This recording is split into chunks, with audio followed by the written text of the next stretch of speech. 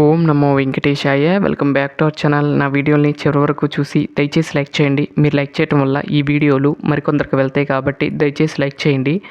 ఈరోజు వీడియోలో భాగంగా శివపార్వతి కళ్యాణాన్ని ఈరోజు వీడియోలో తెలుసుకుందాం.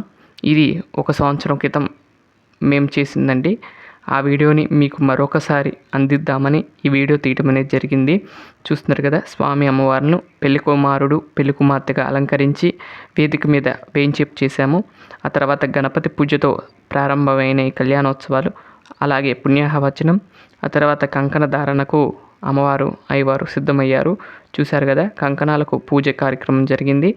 ఆ కంకణాల్లోకి వాసుకిని అంటే నాగరాజ స్వామివారిని ఆవాహన చేసి పూజ చేయటం అనేది జరిగింది. ఆ తర్వాత స్వామివారి యొక్క కుడి హస్తానికి అలాగే అమ్మవారి యొక్క ఎడమ హస్తానికి అలంకరించజేశాము. ఆ తర్వాత దివమంగళ నీరాజనం ఇచ్చాము. ఆ తదుపరి స్వామివారికి తృతీయ యజ్ఞోపవీతాన్ని సమర్పించడానికి పూజా కార్యక్రమాలు చేసి ఆ తర్వాత స్వామివారికి సమర్పించాము.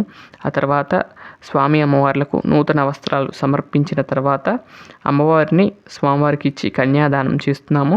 చూశారు కదా, పాలతో స్వామివారి యొక్క పాదాలను కడుగుతున్నాము.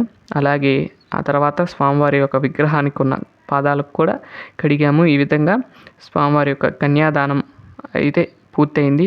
స్వామివారికి అమ్మవారిని ఇచ్చి కన్యాదానం అయితే పూర్తి చేశాము. ఆ తర్వాత స్వామి అమ్మవార్లకు జీలకర్ర బెల్లం సమర్పించడానికి సన్నాహం చేస్తున్నాము. ముందుగా అయితే జీలకర్ర బెల్లానికి ఆవాహన చేసి ఆ తర్వాత ధూపము దీపము నైవేద్యము ముందుగా అయితే ఈ విధంగా అయితే కార్యక్రమాలు జరుగుతూ ఉన్నాయి.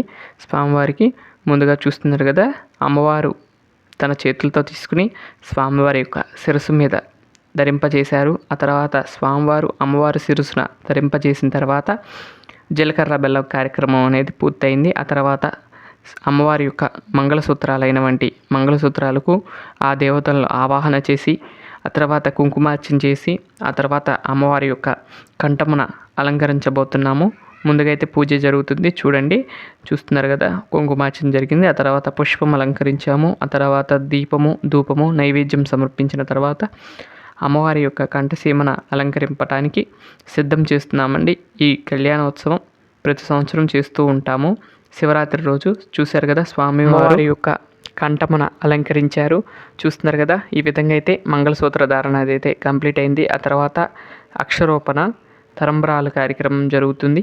ఎంతో విశేషంగా చేసే కార్యక్రమం తరంబ్రాల కార్యక్రమం. ముందుగా అయితే స్వామివారికి చూపించి అమ్మవారి యొక్క శిరస్సు మీద అమ్మవారికి చూపించి అయ్యవారి శిరస్సున అలంకరించి చేశాము. ఈ విధంగా అయితే స్వామివారి అమ్మవారి యొక్క అక్షరోపణ కార్యక్రమం కూడా జరిగింది. ఆ తర్వాత దివ్యమంగళ నీరాజనం.